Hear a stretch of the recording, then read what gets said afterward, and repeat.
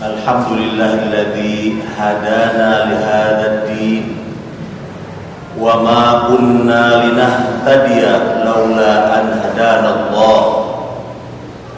Asyhadu an la ilaha illallah wahdahu la syarika lah wa asyhadu anna Muhammadan 'abduhu wa rasuluh.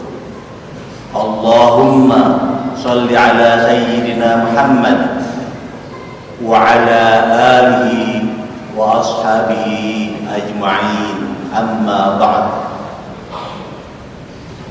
Ya ayyuhan nas wa ya ayyuhalladzina amanu taqullaha haqqa tuqatih wa la tamutunna illa wa antum muslimun. Hadirin ya mahjumah rahimakumullah. Di dalam Al-Quran dijelaskan dalam surat Ibrahim ayat 24. A'udzubillahi minasyaitonir rajim. Alam tara kaifa daraballahu mathalan kalimatan thayyibah kasyajaratin thayyibatin asluha thabitun wa far'uha fis sama' tu'ti ukulaha kulla hinin bi'idni rabbiha wa yadribullahu al-amthala lin-nasi la'allahum yatadhakkarun. Wa mathalu kalimatin khabithatin kasyajaratin khabithatin ijtutsat min fawqil ard ma laha min qarar yuthabbitullahu alladhina amanu bil qawli tsabiti fil hayatid dunya wa fil akhirah wa yudhillullahu adh-dhalimin wa yaf'alullahu ma yasha. Ayat ini mengajarkan tentang bagaimana di dalam hidup manusia terbagi dua. Yang pertama terkait dengan amalia atau perbuatan, dan yang kedua yaitu terkait dengan yang disebut dengan kalimat atau yang sering muncul dari ucapan.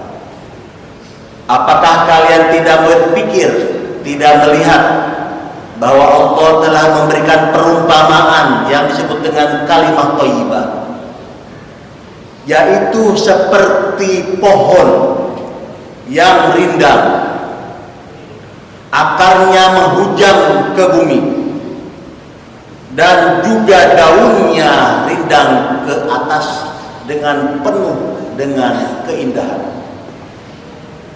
Setiap saat pohon-pohon yang rindang itu diberi makan atas seizin Allah, demikianlah Allah memberikan perumpamaan kalimat thayyibah dengan sebuah pohon agar kita berpikir.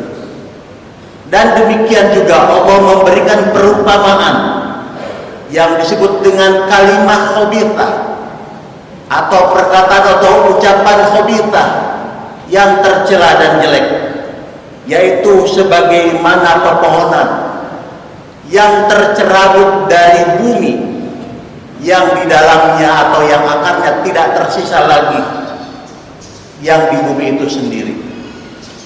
Sementara Allah itu juga menetapkan bagaimana orang-orang yang beriman, yaitu dengan ucapan atau ungkapan atau keyakinan yang baik dalam kehidupannya di dunia dan juga akhirat.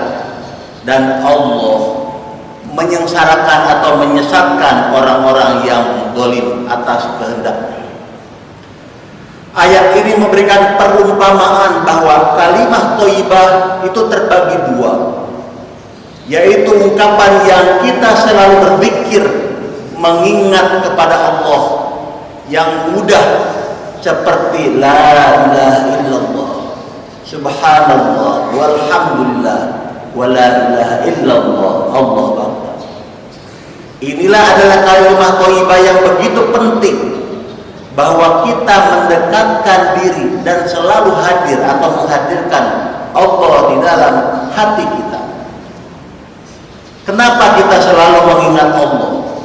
Karena dengan mengingat Allah berarti apapun perbuatan kita, apapun kehadiran kita, dan dimanapun kita berada, bahwa kita bersama Allah dan selalu diperhatikan oleh Allah, sehingga terhindar dari perbuatan-perbuatan yang tercela. Di jalan misalnya ketika berkendaraan, baik mobil maupun motor, tentu banyak yang kita jumpai.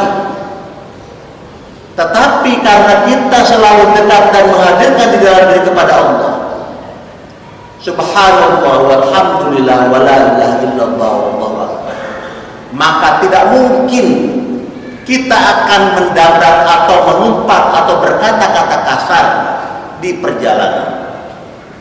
Ini yang pertama, untuk menguatkan dan diperumpamakan oleh Allah ungkapan-ungkapan thayyibah kepada Allah itu seperti pohon yang rindang, akarnya menghujam ke bumi dan pepohonannya rindang, dedaunannya, dahan-dahannya ke udara. Bisa kita bayangkan mungkin ungkapan kita saat ini seperti pohon beringin. Tetapi ungkapan ini diberikan di tanah Arab yang dimana pepohonan sangat jarang saat itu. Tentu mudah ditangkap oleh orang-orang Arab. Yang dimaksud dengan kalimat thayyibah seperti itu kemudian mudah untuk diilustrasikan.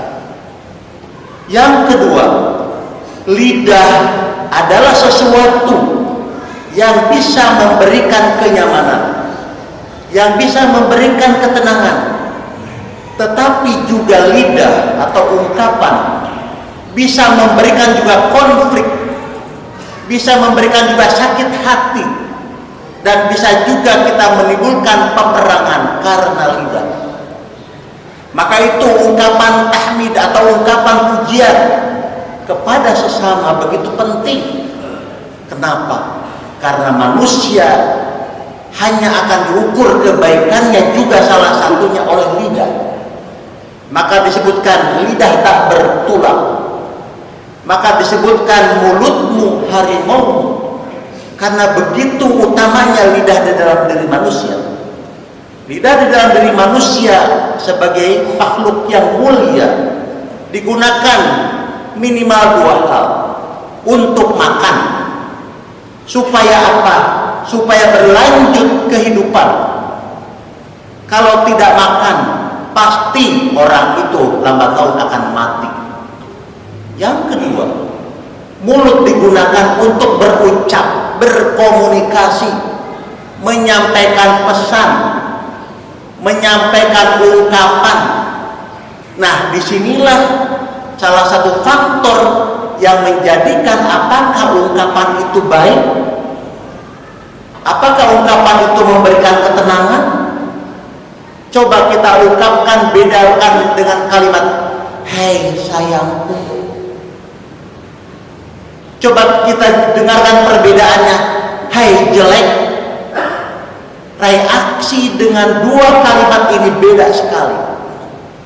Tetapi kalau ungkapan-ungkapan itu kita jaga, walaupun kita menerima sesuatu yang jelek, misalnya suami kepada istrinya, mungkin dia dengan capek istrinya kemudian memasakkan yang disebut dengan sayur misalnya, kemudian rasa sayurnya itu hambar atau sangat asin sekali. Di situ kita diuji untuk mengungkapkan apa reaksinya.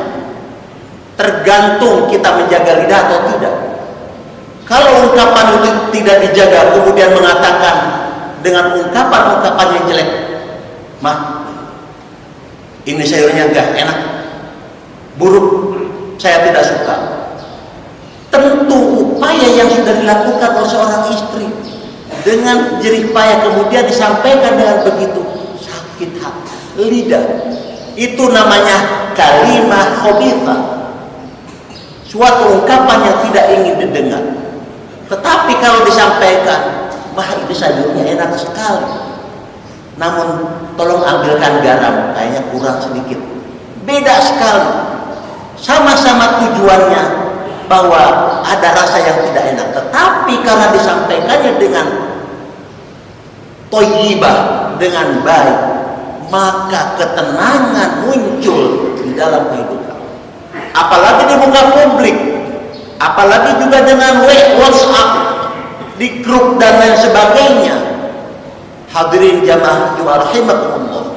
Inilah yang dimaksud dengan kalimah thayyibah. Ungkapan-ungkapan yang jelek, walaupun itu dengan tulisan dan lain sebagainya, kemudian kita men-share, kemudian juga berlanjut men-share dan men-share ke seluruh tempat. Di situ kita sudah berinvestasi namanya kalimah khabithah. Betapa kejelekan tersebar.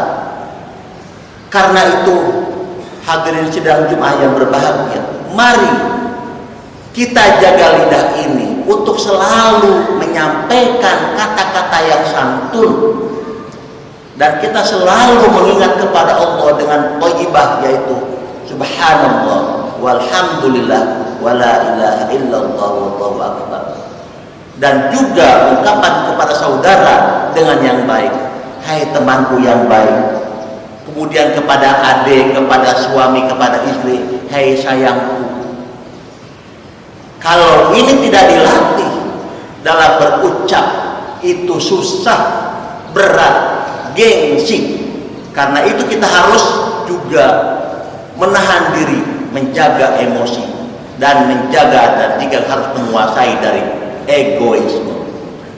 Apalagi di dalam dunia publik, maka kita harus menjaga. Inilah yang disebut dengan kalimah thayyibah, yang diungkapkan sebagaimana kasyajaratin thayyibah, seperti pohon yang hijau rindang yang akarnya menghujam, kuat, tidak runtuh, tidak goyah oleh angin ribut.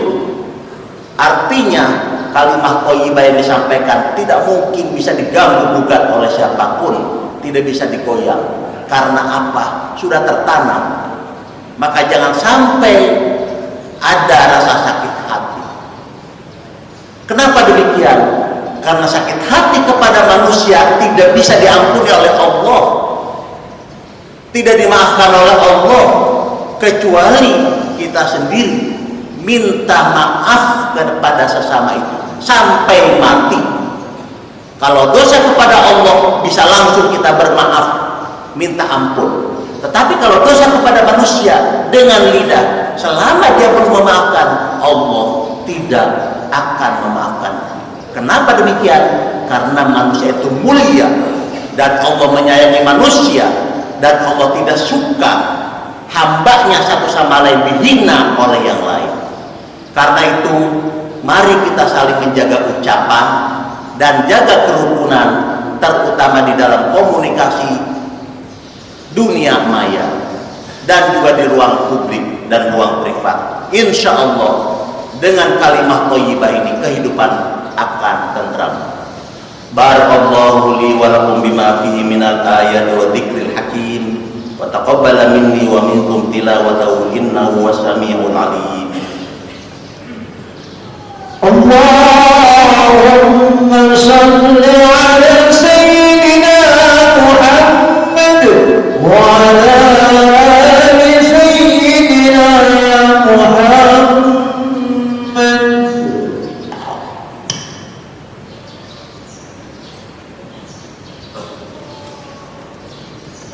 Alhamdulillah, alhamdulillahirabbil alamin, wa bihi nasta'in ala umuri dunya waddin. Wassalatu wassalamu ala asyrafil anbiya'i wal mursalin sayyidina Muhammadin wa ala alihi wa ashabihi ajma'in. Asyhadu an la ilaha illallah wahdahu la syarika lah, wa asyhadu anna Muhammadan 'abduhu wa rasuluh. Allahumma shalli ala sayyidina Muhammad wa ala alihi wa ashabihi ajma'in. Amma ba'd. Hadirin jamaah Jumat rahimakumullah, di penghujung khutbah yang kedua ini, marilah kita berdoa dan tundukkan hati kita dan memohon kepada Allah Subhanahu wa taala. Semoga kita selalu diberikan istiqomah, kekuatan, kesabaran di dalam menjaga lidah kita, menjaga ucapan kita, menjaga ungkapan kita. Karena dengan lidah ini adalah suatu ibadah. Dan juga semoga kita diberikan kekuatan untuk menelusuri dan menggapai sisa-sisa hidup kita, sehingga kita ada dalam husnul khatimah. Allahumma shalli ala sayyidina Muhammadin fil awwalin wal akhirin wa sallim wa radhiyallahu ta'ala an kulli sahabatir rasul ajmain. Amin. Hamdan syakirin, hamdan na'imin, hamdan yuwafi ni'amahu wa yukabi majidah. Ya Rabbana lakal hamdu kama yanbaghi li jalali wajhikal karim wa 'azimi sultanik. Allahumma shalli ala sayyidina Muhammad wa ala ali sayyidina Muhammad salatan tunjina biha min jami'il ahwali wal afat wa taqdilana biha jami'al hajat wa tutahhiruna biha min jami'is sayyi'at wa tarfa'una biha indaka 'ala darajat wa tuballighuna biha aqsal ghayat min jami'il khairat fil hayati wa ba'dal mamat ya qadiyal hajat. Allahumma arinal haqqa haqqan warzuqna ittiba' wa arinal batila batila warzuqna ijtinaba. Rabbana dhalamna anfusana wa illam taghfir lana wa tarhamna lanakunanna minal khasirin. Rabbana atina fid dunya hasanah wa fil akhirati hasanah wa qina adzabannar. Walhamdulillahi rabbil alamin. Aqimus shalah.